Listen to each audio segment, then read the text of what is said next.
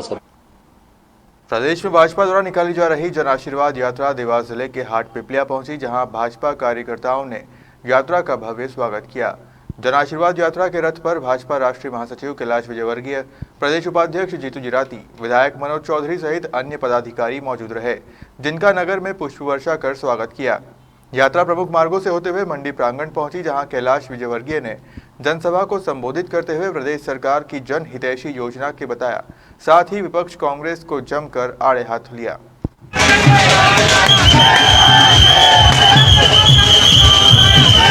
सनातन धर्म को खत्म कर देंगे। जैसे ही बयान आया तो मैंने सोचा कि कांग्रेस का कोई समझदार व्यक्ति इस बात का खंडन करेगा कि देश की पहचान ही सनातन धर्म है और ये समाप्त करने की बात कर रहा है।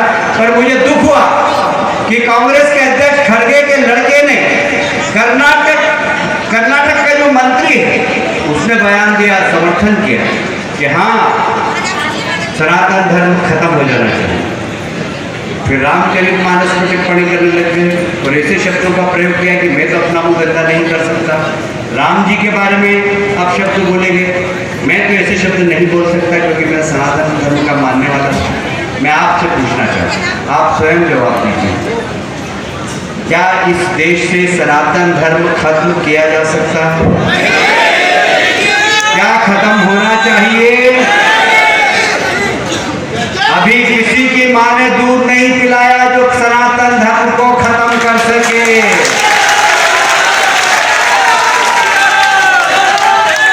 सनातन धर्म को खत्म करने का सपना देखने वाले लोग ही समाप्त हो जाएंगे। सनातन धर्म था, सनातन धर्म है और सनातन धर्म रहेगा। दुनिया की कोई ताकत इसे खत्म नहीं कर सकती।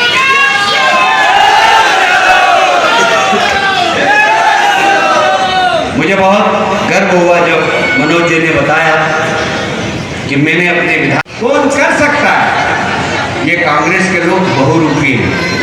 पहले तो कहते थे राम काल्पनिक है, अब क्या कर रहे हैं कमलनाथ जी, बागेश्वर वाले धाम बाबा को बुला रहे हैं अपने घर पे। मालूम है कि नहीं मालूम? प्रदीप मिश्रा जी की कथा करें, हनुमान चालीसा पढ़ रहे। अरे देखिए बहुरूपी बड़े खतरनाक होते हैं। जो बहुरूपिया होता है ना उससे हमेशा डर के रहना। रामचरितमानस आप सबने पढ़ी है ना? सुपर्णखा का नाम सुना है? किसने सुना है? कौन थी सुपर्णखा? रावण की बहन।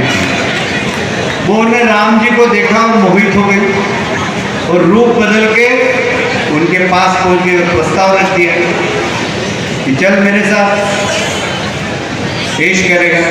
राम जी ने कहा लक्ष्मण जी के पास।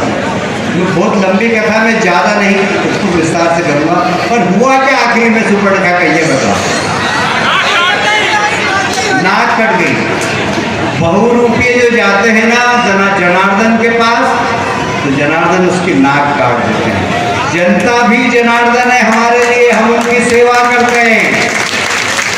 और इसलिए जनता जनार्दन से कहने आया हूँ, जैसे सुपर्णखा की नाक रामचरितमानस में कटी थी वैसे कांग्रेस की नाक भी काटना है। काटेंगे कि नहीं काटेंगे? और देखिए उन्होंने तो तीर से काटी, तलवार से काटी, चाकू से काटी। अपने को तीर तलवार चाकू का उपयोग नहीं करना। अपने को एक ही काम करना है, जिस दिन चुनाव हो सुबह से निकलना, सब मोहल्ले वालों को इकट्ठा करना, मतदान केंद्र पर जाना, कमल का बटन दबाना। कमल का बटन जैसे ही दबेगा कांग्रेस की नाक क्या हो जाएगा? कांग्रेस की नाक। तो ये जो बहुरूपी होते हैं ना उनका भस्म यही होता है। आप सब जनता जनार्दन है, बहुरूपियों को सबक देना। जो बहुरूपी लोग हैं जिन्होंने देश में जन आशीर्वाद चालू है और जिस आत्मीयता के साथ जनता का प्यार, स्नेह, युवाओं का प्यार, विशेषकर मातृशक्ति का जो आशीर्वाद मिला है, मेरे जीवन का पहला अनुभव है। मैं साधारणतया मालवा क्षेत्र में ही जन आशीर्वाद यात्रा में घूमता था। पहली बार मैं चंबल, विंध्य सभी दूर गया, पर ऐसा अद्भुत अपार उत्साह और आशीर्वाद मैंने जनता का पहली बार देखा। और इसलिए मैं बहुत दावे से कह सकता हूँ कि भारतीय जनता पार्टी की सरकार बन रही है और 2/3 बहुमत से हमारी सरकार बन रही है। देवास जिले में चूंकि आप यात्रा है, तो किस तरह से जो है उत्साह है लोगों में, और क्या आगे आपको लग रहा है किस तरह से क्या बहुत उत्साह है। कल मेरी सभा रात को 11:30 बजे प्रारंभ हुई, पानी गिरने के बाद भी सोनकच्छ में, और उसके बाद भी हजारों की संख्या में वहाँ लोग उपस्थित थे। और इसलिए मेरे जैसे छोटे से कार्यकर्ता के लिए यदि लोग रात को 7 बजे की सभा में 11:30 बजे इकट्ठे हो जाए, मैं नहीं समझता कि ये सिर्फ और सिर्फ भारतीय जनता पार्टी के प्रति लोगों का जो प्यार है, स्नेह है, उसका सबसे बड़ा है। क्योंकि जैसे मंच से आपने कहा कि जैसे महिलाओं के लिए जो बिल पास किया है, कहीं ना कहीं कांग्रेस एक आरोप लगा रही है कि जो ओबीसी के आरक्षण को लेकर कहीं ना कहीं उसका लगातार इस पर प्रश्न खड़े कर रही है। तो क्या इसका सिर्फ चुनावी लाभ लेने के लिए क्या बीजेपी ने इसको इस आरक्षण को लागू किया है? चुनाव से इसका कोई मतलब ही नहीं। हमने हमेशा महिला का सम्मान किया। लाडली बेटी योजना हमारी कब चालू हुई थी? 2004-5 में। तब क्या उस समय चुनाव थे क्या? मुख्यमंत्री कन्यादान योजना कब चालू हुई थी? 2005 में। तो उस समय चुनाव थे क्या? हमारा विश्वास है 2014 का आप मोदी जी का सेंट्रल हॉल का भाषण सुन लीजिए। उन्होंने कहा था मेरी सरकार दलितों के लिए काम करेगी, गरीबों के लिए काम करेगी, अनुसूचित जाति और जनजाति के लिए काम करेगी, आर्थिक रूप से कमजोर लोगों के लिए काम करेगी। आपने देखा होगा कि प्रधानमंत्री आवास योजना हो या मुख्यमंत्री संबल योजना या उज्ज्वला योजना या इस देश के 50 करोड़ लोगों का स्वास्थ्य बीमा कराने वाली स्वास्थ्य बीमा योजना, ये सब हमने प्रारंभ की। क्या सिर्फ चुनाव को दृष्टि में लेके प्रारंभ की? हम जो कहते हैं वो करते हैं। हम कांग्रेस की तरह के नहीं है कि जो कहा उसको करने की ज़रूरत नहीं। हमने जब जो कहा वो करके दिखाया। हमने धारा 370 हटाने का वादा किया था, इस देश की जनता से हमने हटा दिया। हमने मंदिर बनाने का वादा किया, मंदिर बन रहा है। और इसलिए महिला सशक्तिकरण ये हमारा जनसंघ के ज़माने के हमारे राजनीतिक एजेंडे का विषय है। जनसंघ के ज़माने कांग्रेस सिर्फ नाटक करती है। कांग्रेस की कभी भी मंशा ठीक नहीं थी कि महिलाओं को बराबरी का दर्जा दिया जाए। जो प्याज के दर को लेकर है या फिर अभी जो मौसम की मार है, इस पर इसको लेकर काफ़ी जो है नाराजगी है, किस तरह की जो भी सरकार? भारतीय जनता पार्टी की सरकार किसानों के साथ है। यदि कोई पहली बार नहीं हुआ, ये हमेशा साथ में रहती है। कभी फसल खराब होती है तो हम साथ में रहते हैं, फसल बीमा का लाभ दिलाते हैं।